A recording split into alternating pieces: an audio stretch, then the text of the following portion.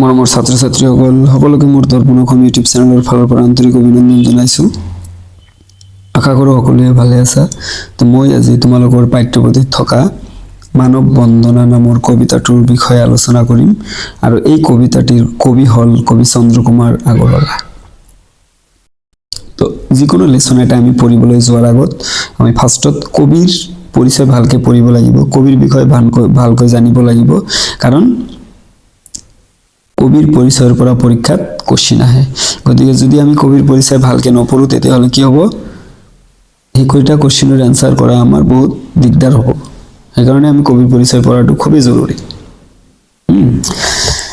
তো কবিতাটো হ'ল মানৱ বন্দনা। মানৱ মানে মানুহ, বন্দনা মানে মানুহক সেৱা কৰা। ঠিক আছে।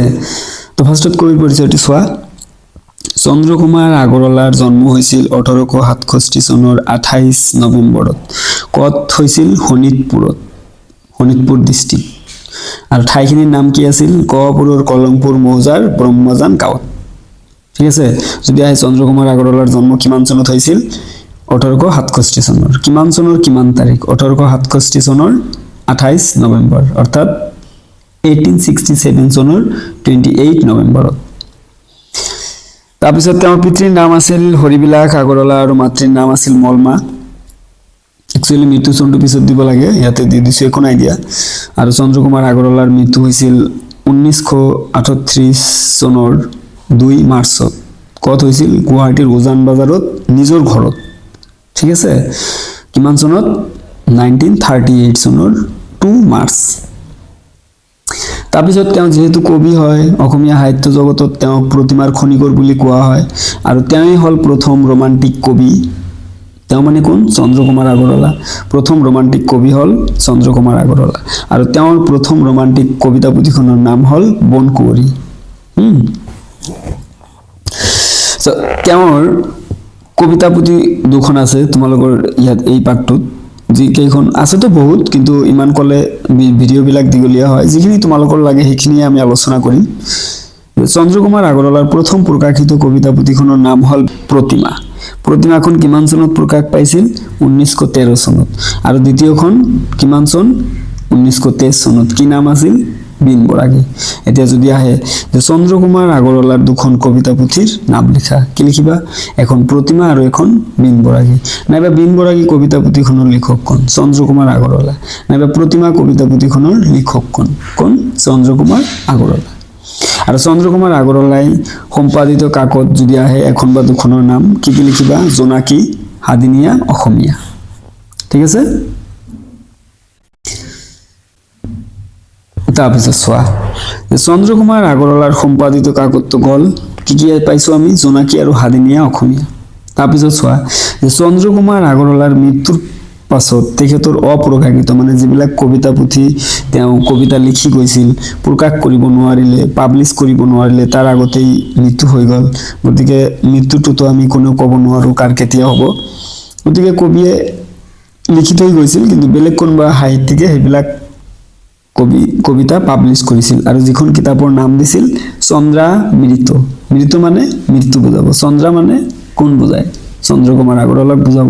আৰু নামটো মানে চন্দ্ৰকুমাৰ আগৰৱালাৰ নামৰ লগত মিলাই নামটো দিছে। যদি আহে পৰীক্ষাত যে চন্দ্ৰকুমাৰ আগৰৱালাৰ মৃত্যুৰ পিছত প্ৰকাশিত কবিতা পুথিখনৰ নাম কি? চন্দ্ৰামৃত। কিমান চন? 1967 চন, অৰ্থাৎ 1967। আৰু এইবিলাকতো ক'লোৱে অলৰেডি যে চন্দ্ৰকুমাৰ আগৰৱালাক প্ৰতিমাৰ খনিকৰ বুলি জনা যায়। অসমীয়া সাহিত্য জগতত চন্দ্ৰকুমাৰ আগৰৱালাক কি বুলি কোৱা হয়? প্ৰতিমাৰ খনিকৰ বুলি কোৱা হয়। তাৰপিছত আহিল প্ৰতিমাখন সৰু কিন্তু নিবা চনৰ, তাৰমানে সেই কবিতা পুথিখনৰ বিষয়ে কৈছে। এই কথাষাৰ কোনে কৈছিল? লক্ষ্মীনাথ বেজবৰুৱাই। যে যদি আহে পৰীক্ষাত যে লক্ষ্মীনাথ বেজবৰুৱাই প্ৰতিমা সম্পৰ্কে কি কৈছিল, বা লক্ষ্মীনাথ বেজবৰুৱাই চন্দ্ৰকুমাৰ আগৰৱালাৰ প্ৰতিমা কবিতা সম্পৰ্কে কি কৈছিল? যে প্ৰতিমাখন সৰু কিন্তু নিবা চনৰ, নাইবা প্ৰতিমাখন সৰু কিন্তু নিবা চনৰ কথাষাৰ কোনে কৈছিল? লক্ষ্মীনাথ বেজবৰুৱাই। আৰু চন্দ্ৰকুমাৰ আগৰৱালাৰ ৰচনা কৰা বনকুঁৱৰী হ'ল প্ৰথম অসমীয়া ৰোমান্টিক কবিতা, আৰু চন্দ্ৰকুমাৰ আগৰৱালাই হ'ল প্ৰথম অসমীয়া ৰোমান্টিক কবি। ঠিক আছে। এতিয়া শব্দৰ অৰ্থকেইটা আগত জানিব লাগিব, কাৰণ কবিতা এটা পঢ়িবলৈ গ'লে এনেকুৱা শব্দ থাকে যিবিলাক আমি বুজি নাপাওঁ, গতিকে শব্দৰ অৰ্থটো জানি ল'লে এইবিলাক পিছত সুবিধা হয়। তো শব্দৰ অৰ্থবিলাক একচুৱেলি ক'ব নালাগে, নিজে নিজে চাই ল'লে ভাল, কাৰণ এইবিলাক আৰু বুজাই দিয়া বস্তু নহয়।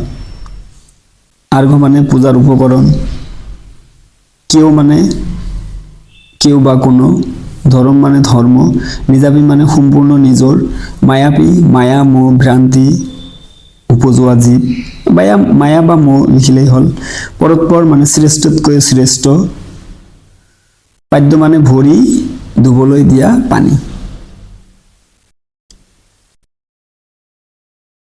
তাৰপিছত চোৱা পাঠবোধৰ কোশ্চিন কেইটা, যে মানুহেই পৰৎপৰ বলাৰ কথাষাৰৰ অৰ্থ কি?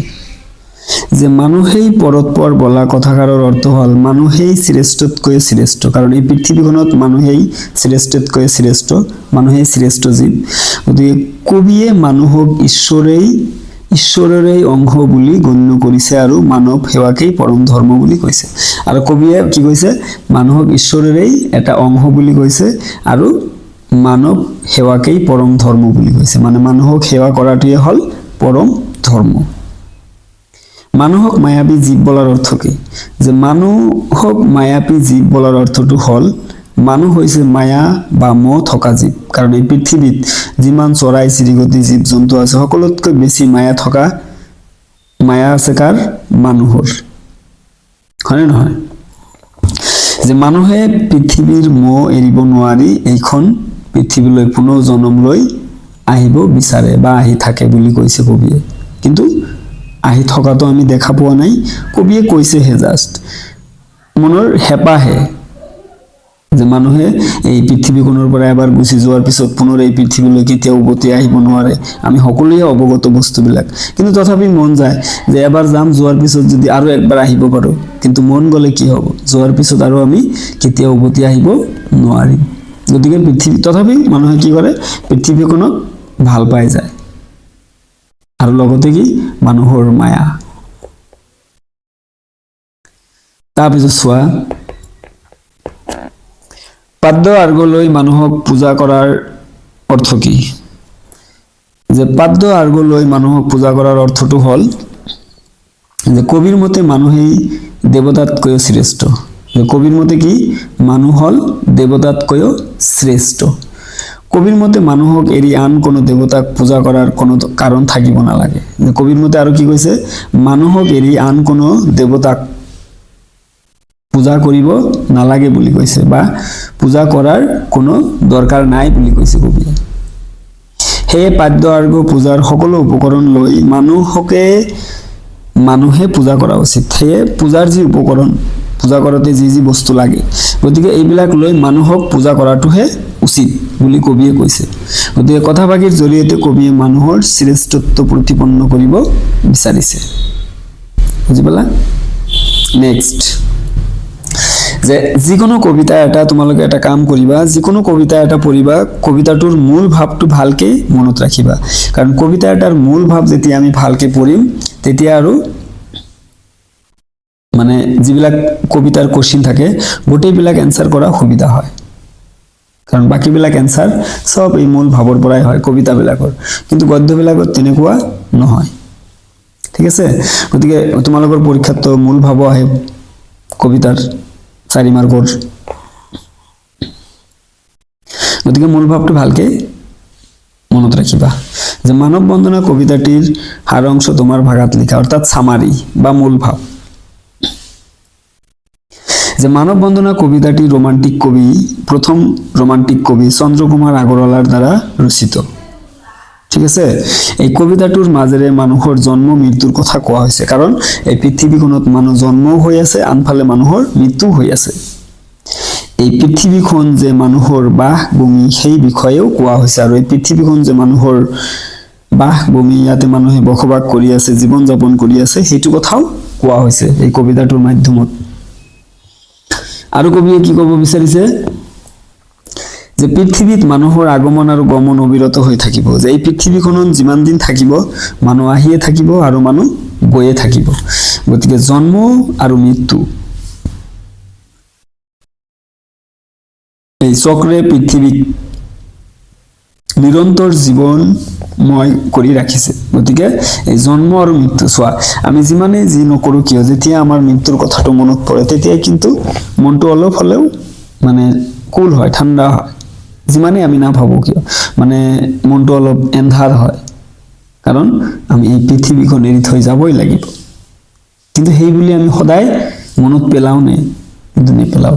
বিশেষকৈ কেতিয়া আমাৰ মনত পৰে, যেতিয়া আমি মৰা মানুহ দেখা পাওঁ বা কোনোবা মানুহ ঢুকাইছে, নিজৰ চকুৰ সন্মুখেদি লৈ গৈ আছে, তেতিয়াহে আমাৰ বেছিকৈ মনত পৰে। বাকী দিনটোত কিন্তু ইমান মনত নপৰে, হয়নে নহয়? কিন্তু আমি যে সকলোৱে এদিন মৰিম, আমি সকলোৱে অৱগত, জানো আমি যে এদিন ঢুকাম, জগতৰ পৰা চিৰবিদায় লৈ যাব লাগিব। কিন্তু আমি যে যাম, তাৰ কাৰণে আমি প্ৰতিটো দিনত কোনে কিমানখিনি কাম কৰি আছো, নিজৰ নিজৰ ধৰ্মীয় কাম, হয়নে নহয়? সেইফালে চিন্তা কৰিব লাগে। গতিকে চিন্তা সেইফালে কৰিবা অলপ, যিহেতু যাবই লাগিব। আৰু কি কৈছে, গতিকে পৃথিৱী কেতিয়াও মৰত বুলি কোৱা যেন বাস্তৱিকভাৱে সঠিক নহয়। যে এই পৃথিৱীক কেতিয়াও মৰত বুলি, মানে আমি পৃথিৱীখনত কেতিয়াও চিৰস্থায়ী নহয়, আমি ক্ষণস্থায়ী, আজি আছো কালি নাই, ঠিক আছে? পৃথিৱীত সদায় নতুন নতুন জীৱন পৱনৰ বাবে জন্ম হৈছে আৰু সেইদৰে মৃত্যুও চলি আছে। যে এই পৃথিৱীখনত সদায় নতুন নতুন মানুহ আহি আছে আৰু সদায় মানুহৰ মৃত্যু হৈ আছে। এইটো মানে পৃথিৱী সৃষ্টি হোৱাৰ পৰা আজিলৈকে বা পৃথিৱীখন যিমান দিন থাকিব সিমান দিনলৈকে এই প্ৰথা চলিয়ে থাকিব। মানুহ একফালে আহি থাকিব, আনফালে মানুহ গৈয়ে থাকিব। মানুহে এই পৃথিৱীৰ জীৱন যাপন কৰাৰ সময়ত একে আনৰ প্ৰতি মৰম আৰু সহানুভূতিৰ পোষণ কৰা উচিত। যে মানুহে এই পৃথিৱীত জীৱন যাপন যে আমি কৰি আছো, এজনে আনজনৰ প্ৰতি মৰম, সহানুভূতি, নিজ দয়া পোষণ কৰাটো উচিত। আমি হিংসা অহংকাৰ এইবিলাক কৰিব নালাগে। আমি যি কেইদিন জীয়াই থাকো সকলোৰে লগত যাতে মিলা প্ৰীতিৰে জীয়াই থাকিব পাৰো। মানুহৰ মাজত এনে আনৰ প্ৰতি কৰা এই মৰম আৰু দয়াই হৈছে প্ৰকৃত ধৰ্ম। আৰু মানুহে মানুহৰ প্ৰতি এনে মৰম আৰু দয়া কৰাটোৱে হৈছে প্ৰকৃত ধৰ্ম, যোনটো গোটেই পৃথিৱীক বুজাই দিয়া হৈছে। কোনে বুজাই দিলে? আমালোকৰ হিয়াৰ আমঠু জুবিন গাৰ্গ দেখাই দিলে মানুহৰ মাজত মিলা প্ৰীতিটো কি। কিন্তু আমি যাতে সেনেকৈয়ে সকলোৱে চলিব পাৰো, আৰু সেইটোৱে হ'ল প্ৰকৃত ধৰ্ম। পৃথিৱীত মানুহৰ বাবে সকলোতকৈ মহৎ বস্তু হৈছে অন্য মানুহ। যে পৃথিৱীত মানুহৰ বাবে সকলোতকৈ মহৎ বস্তুৱে হৈছে মানুহ, কিন্তু বেলেগ মানুহ, যিবিলাক মানুহৰ প্ৰতি দয়া সহানুভূতি যাতে আমি সদায় কৰি থাকো। খালি নিজৰ চিন্তা কৰিলে নহব, আমি আনৰ কথাও ভাবিব লাগিব। কিন্তু সেই বুলি গোটেই দিনটো ভাবিব নালাগে। তাৰপিছত আৰু কৈছে যে যদি মানুহে একে আনৰ প্ৰতি এই অনুভূতিৰ সৈতে আগবাঢ়ে, মানে যি দয়া আৰু অনুভূতিৰ সৈতে আগবাঢ়ে, তেনেহলে পৃথিৱীত এক অভূতপূৰ্ব স্থান হৈ উঠিব। তেতিয়াহলে এই পৃথিৱীখনত কোনো ধৰণৰ হাল্লা কাজিয়া মাৰপিট একো বস্তুৱে নহব। কেতিয়াও হাল্লা কাজিয়াই নহয়। সকলো মানুহে যদি মিলা প্ৰীতিৰে চলে, পৃথিৱীখনৰ পৰিৱেশটোৱে সলনি হৈ যাব। আৰু এই পৃথিৱীৰ আকাশত থকা স্বৰ্গতকৈও অধিক সুখময় বুলি হৈ পৰিব। এই পৃথিৱীখন আকাশত থকা যি স্বৰ্গ আমি কওঁ, যে মানে হিন্দু ধৰ্ম মতে স্বৰ্গ আৰু নৰক, আৰু আমালোকৰ যোনটো ইছলাম ধৰ্ম মতে কি ক'ব লাগে, যোনটো জান্নাত আৰু জাহান্নাম, অৰ্থাৎ বস্তুটো একেই, নামটোহে খালি। স্বৰ্গটো হ'ল জান্নাত আৰু নৰকটো হ'ল জাহান্নাম। এই পৃথিৱী আকাশত থকা স্বৰ্গতকৈও অধিক সুখময় বুলি হৈ পৰিব। মানে স্বৰ্গতকৈ পৃথিৱীখনত সুখ বেছি হ'ব, কাৰণ সকলো মানুহেই যদি মিলা প্ৰীতিৰে চলিব পাৰে। মানুহৰ কল্যাণৰ বাবে একে আনৰ সহায় কৰাৰ কামকেই কৰিব লাগিব। আৰু মানুহৰ কল্যাণৰ বাবে, মানে মানুহৰ সুবিধাৰ্থে আমি ইজনে আনজনৰ কামো কৰি দিব লাগিব। সেয়া হলে মানুহে একে আনৰ পূজা আৰু সেৱা কৰিবলৈ আগ্ৰহী হ'ব। আৰু যদি এনেকুৱা হয়, তেতিয়াহলে ইজনে আনজনৰ মানে পূজা বা সেৱা কৰিবলৈ মানুহে আগ্ৰহী, মানে ইচ্ছা ইচ্ছুক হ'ব। সেয়ে মানুহৰ মাজত দয়া, মৰম আৰু সহানুভূতিৰ বীজ ৰোপণ হ'ব। একচুৱেলি স্পেলিংটো মিষ্টেক হৈছে, বীজ ৰোপণ কৰাটো অত্যন্ত প্ৰয়োজন। সেয়ে মানুহৰ মাজত কি আছে? দয়া, মৰম, দয়া মানে মানুহক দয়া কৰা, যদি তোমাৰ টকা পইচা আছে, সমৰ্থ আছে, মানুহক সহায় সহযোগিতা কৰা। মৰম মানে মানুহৰ প্ৰতি থকা যি ভাল পোৱা। সহানুভূতি মানেও মানুহৰ প্ৰতি যি দয়া বুজায়। একচুৱেলি যে বীজ ৰোপণ কৰাটো অত্যন্ত প্ৰয়োজন। তাৰপিছত নেক্সট কুৱেশ্যন আছে কি, এই যে পৃথিৱী স্বৰ্গতো অধিক মানুহৰ নিজাপি ঘৰ, কথাষাৰৰ অৰ্থ বুজাই লিখা। উত্তৰ এনচাৰত কি আছে চোৱা, যে এই কথাষাৰৰ দ্বাৰা কবিয়ে পৃথিৱীৰ মহত্ব প্ৰকাশ কৰিছে। এই কথাষাৰৰ দ্বাৰা কি কৰিছে? কবিয়ে পৃথিৱীৰ মহত্ব প্ৰকাশ কৰিছে। স্বৰ্গক এখন সুখৰ ঠাই বুলি কল্পনা কৰা হৈছে, আৰু স্বৰ্গক এখন সুখৰ ঠাই বুলি কল্পনা কৰা হৈছে। কিন্তু কবিয়ে কৈছে যে মানুহৰ বাবে এই পৃথিৱীখন তাতকৈও অধিক আপোন আৰু সুখৰ। কিন্তু কবিয়ে কৈছে যে স্বৰ্গতকৈও মানুহৰ কাৰণে এই পৃথিৱীখন স্বৰ্গতকৈ অধিক আপোন আৰু সুখৰ। কাৰণ এই পৃথিৱীত মানুহে ইজনে সিজনৰ লগত মৰম স্নেহৰ আৰু সহায় সহানুভূতিৰে বাস কৰে। কাৰণ এই পৃথিৱীখনত মানুহে কি কৰে? ইজনে সিজনৰ সৈতে মৰম আৰু সহানুভূতিৰে বাস কৰি আছে। মৰম স্নেহৰ মাধ্যম বা বিনামূলীয়া ৰীতিৰ মাধ্যমত প্ৰত্যেকেই ইজনে আনজনক ভাল বেয়া, সঁচা মিছা, সুখ দুখৰ অনুভৱ এই পৃথিৱীখনতেই মানুহৰ মাজতেই পায়। আৰু কি ক'ব বিচাৰিছে? যে প্ৰত্যেকেই ইজনে আনজন মানুহক কি কয়? ভাল বেয়া, সঁচা মিছা, যে মনৰ দুখ, কেতিয়াবা মনত দুখ বেছি হৈছে, আবেগ বেছি হৈছে, কাৰোবাৰ লগত শ্বেয়াৰ কৰিছা, অলপ মনটো অলপ সকাহ পাইছে, ভাল লাগিছে, শান্তি পাইছে, বা যাৰ লগত শ্বেয়াৰ কৰিছা তেওঁ তোমাক বিভিন্ন ধৰণৰ কথা কৈ হয়তো সান্তনা দিছে। সেয়ে মানৱক ভাল পোৱা কবিয়ে এই পৃথিৱীখনক স্বৰ্গতকৈ অধিক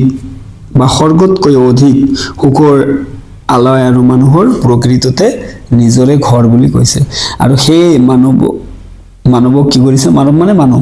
সেই মানুহক ভাল পোৱা কবিয়ে, যে মানুহক কবিয়ে ভাল পাইছে, আৰু কবিয়ে আৰু কৈছে কি, যে এই পৃথিৱীখনক স্বৰ্গতকৈ অধিক সুখৰ আৰু প্ৰকৃততে মানুহৰ নিজৰে ঘৰ বুলি কৈছে। তাৰপিছত চোৱা ব্যাখ্যা লাগে। নিয়মটো আগৰ কবিতাটো দিছিলো তোমালোকৰ গীত আৰু ছবিত, যে প্ৰসংগ সংগতি, প্ৰসংগ ত্যাগ, সংগতি ত্যাগ, আৰু ব্যাখ্যাত থাকে 2, টোটেল 1 + 1 + 2 = 4। মানৱী জনম দিয়া উটুৱাই মানৱী কৰম হতে, মানুহৰ মৰম বুজিবা মানুহে ধৰম যে মৰমতে। যে উক্ত কবিতাভাগি আমাৰ পাঠ্যপুথিৰ অন্তৰ্গত চন্দ্ৰকুমাৰ আগৰৱালা দেৱৰ দ্বাৰা ৰচিত মানৱ বন্দনা নামৰ কবিতাটিৰ পৰা তুলি দিয়া হৈছে। গল। তাৰপিছত কি আহিব? যে পৃথিৱীবাসী, এইটো সংগতি, প্ৰসংগ গল সংগতি, যে পৃথিৱীবাসী মানুহক প্ৰকৃত কৰ্তব্য আৰু ধৰ্ম কি তাৰ বুজনি তথা উপদেশ দিয়াৰ প্ৰসংগতেই কবিয়ে উক্ত কবিতাভাগি অৱতাৰণা কৰিছে। এবাৰ আহিল ব্যাখ্যা। ব্যাখ্যাত কি লিখিবা? এই 4টা লাইনৰ জৰিয়তে কবিয়ে কি কি কথা সামৰি লৈছে সেইখিনি লিখি দিলে হ'ল। আৰু সংগতি মানে শৰ্টলি, 4টা লাইনৰ জৰিয়তে কবি কি ক'ব বিচাৰিছে? শৰ্টলি, চমুকৈ। যে কি আছে ইয়াতে চোৱা, পৃথিৱীখন মানুহৰ নিজা ঘৰ। অলৰেডি কবিতাৰ মূল ভাৱত আমি পাইছো, সেই কথাবিলাকে আনি ইয়াতে ভৰাই দিলে হ'ল। যে পৃথিৱীখন মানুহৰ নিজা ঘৰ, ই স্বৰ্গতকৈ শ্ৰেষ্ঠ। পৃথিৱীলৈ যুগে যুগে মানুহ আহি আছে আৰু আনফালে মানুহ গৈ আছে। গতিকে প্ৰতিজন মানুহেই মানৱীয় কৰ্তব্য স্বৰূপে মানুহক মৰম আদৰ কৰিব লাগে বা মৰম স্নেহ কৰিব লাগে, কিয়নো মানুহৰ প্ৰতি কৰা মৰম আচৰণৰ মাজতেই মানৱীয় ধৰ্ম সাধিত হয়। আৰু মানুহৰ প্ৰকৃত ধৰ্মই হ'ল মানুহক সেৱা অৰ্চনা কৰা, যে মানুহক সেৱা বা পূজা প্ৰাৰ্থনা কৰা, সেইটোৱে হ'ল মানুহক মেইন ধৰ্ম। জুবিন গাৰ্গে আৰু এটা কথা কৈছিল, মনত পৰিল, মনতো বহুত কিবাই আছে, কিন্তু ক'বলৈ গ'লে ভিডিঅ'টো বেছি দীঘলীয়া হৈ যায় না, তো বেছি দীঘলীয়া হ'লেও আকৌ দিগদাৰ, তোমালোকে আৰু নোচোৱা, ইমান টাইম ধৈৰ্য নাই, হয়নে নহয়? ধৈৰ্যটো আমাৰ কম, কিন্তু গোটেই দিনটো আমি মোবাইল টিপিব পাৰোঁ, একো প্ৰব্লেম নহয়, কিন্তু পঢ়িবলৈ বহিলেহে দিগদাৰ হয়। জুবিন গাৰ্গে আৰু এটা কথা কৈছিল, যে মানুহৰ মনত কষ্ট দি ভগৱানক পূজা কৰি কোনো লাভ নাই বা লাভ নহব সেইকাৰণে মানুহে হল পৰম ধৰ্ম মানুহক পূজা প্ৰাৰ্থনা কৰাটোৱে হল মানুহৰ পৰম ধৰ্ম নেক্সট মানুহেই দেৱ মানুহেই হ'ব মানুহ বিনে নাই কিয় কৰা কৰা পূজা পাদ্য অৰ্ঘ লৈ জয় জয় মানৱ দেৱ যে এই কবিতা ফাঁকিৰ জৰিয়তে কবিয়ে কি ক'ব বিচাৰিছে যুক্ত কবিতা ফাঁকি আমাৰ পাঠ্যপুথিৰ অন্তৰ্গত চন্দ্ৰকুমাৰ আগৰৱালাৰ দ্বাৰা ৰচিত মানৱ বন্দনা নামৰ কবিতাটিৰ পৰা তুলি দিয়া হৈছে সেইটো সেম থাকিব ফাৰ্ষ্টত সংগতি এই পৃথিৱীত মানুহেই মানুহৰ লগ সংগ চিৰদিন মানুহৰ ওচৰত মানুহ থাকে মানুহৰ ওচৰত মানুহ থাকিবই যিমান দিন জীয়াই থাকিব মানুহৰ শ্ৰেষ্ঠত্বৰ কথা কবলৈ গৈ কবিয়ে উক্ত কবিতা ফাঁকি অৱতাৰণা কৰিছে তাৰপিছত আহিল চাৰিটা লাইনৰ জৰিয়তে যি কথা কবিয়ে ক'ব বিচাৰিছে সামৰি লৈছে এই কথাখিনি সোমাই দিলে হয় যে অনন্ত কালৰে পৰা পৃথিৱীখনত মানে পৃথিৱী যেতিয়াৰ পৰাই সৃষ্টি হৈছে তেতিয়াৰ পৰা আজিলৈকে যে পৃথিৱীখনত মানুহ অহা যোৱা হত চলি আছে মানুহ আনফালে জন্ম হৈ আছে আনফালে মানুহ মৃত্যুবৰণ কৰি আছে সকলো সময়তে মানুহৰ সংগ হৈ মানুহ আহিছে কেৱল মানুহে যে মানুহৰ সংগ হিচাপে মানুহেই আছে বেলেগ কোনো নাই সেই কাৰণে মানুহকে দেৱতা জ্ঞান কৰি পৃথিৱীৰ সকলো মানুহৰ কল্যাণৰ হকে কৰ্তব্য কৰিব লাগে যে সেই কাৰণেই মানুহকে কি কৰিছে দেৱতাৰ জ্ঞান কৰি যে পৃথিৱীৰ সকলো মানুহৰ কল্যাণ মানে সকলো মানুহৰ যাতে ভাল হয় যে আমি জীৱনত এনেকুৱা কোনো কাম নকৰিম যোনটো মানুহৰ যাতে ক্ষতি হয় পাৰিলে মানুহৰ উপকাৰ কৰিম কিন্তু যদি আমি নোৱাৰো উপকাৰ কৰিব দেন আমি কাৰো যাতে ক্ষতি কৰিবলৈ নাযাও ঠিক আছে তেতিয়াহে মানৱীয় ধৰ্ম আচৰণৰ জৰিয়তে কল্যাণ সাধন কৰা সম্ভৱ তেতিয়াহে মানৱীয় ধৰ্ম আচৰণ কি কল্যাণ মানে মানুহৰ ভাল কৰাটো সম্ভৱ হ'ব মানুহৰ বাহিৰে আন কোনো শ্ৰেষ্ঠ নাই যে এই পৃথিৱীখনত মানুহৰ বাহিৰে আন কোনো শ্ৰেষ্ঠ জীৱ নাই আৰু মানুহেই দেৱ মানুহেই হ'ব মানুহেই মানুহক পূজা প্ৰাৰ্থনা কৰিব পাৰে বা মানুহেই মানুহৰ কাৰণে ডক্টৰ ভূপেন হাজৰিকাৰ এটা গান আছে মানুহে মানুহৰ বাবে এটা গান আছে না মানুহ কেৱল মানুহৰ বাবে সমাৰ্থক শব্দ অৰ্থাৎ ইংলিছত ৰাইমছ বুলি কোৱা হয় মানুহক আমি কি বুলি ক'ব পাৰি মানৱ নৰ মনুষ্য সংগ লগ সংগী লগৰীয়া পৃথিৱী ধৰা ধৰণী সত ঢৌ প্ৰবাহ ধাৰা সৰ্গ সৰগ দেৱলোক অমৰাপুৰী দেৱতা সুৰ তাৰপিছত কি আছে যে সংস্কৃত কৰ্ম ধৰ্ম আদি শব্দৰ পৰা কৰম ধৰম আদি শব্দৰ উৎপত্তি হৈছে এনে কিছুমান শব্দ বাছি উলিওৱা কি এনেকুৱা শব্দ এই পাঠটোত পাম আমি চোৱা যত্ন যতন ৰত্ন ৰতন ভক্তি ভকতি ধৰ্ম ধৰম কৰ্ম কৰম আৰু মৰ্ম মৰম ঠিক আছে তো আশা কৰো সকলোৱে ভিডিঅ'টো ভালকৈ বুজি পাইছা আৰু যদি কিবা ডাউট আছে কিবা কোশ্চেন থাকে দেন মোক কমেন্ট বক্সত কমেন্ট কৰি জনাবা আৰু মোৰ এনেকুৱা প্ৰতিটো ভিডিঅ' পোৱাৰ কাৰণে মোৰ এই দৰ্পণ অসম ইউটিউব চেনেলটো সাবস্ক্ৰাইব কৰিবা লগতে নোটিফিকেশন অন কৰি থৈ দিবা মই যেতিয়া ভিডিঅ'বিলাক দিম লগে লগে যাতে তোমালোকে পোৱা তো থ্যাংক ইউ ষ্টুডেন্টস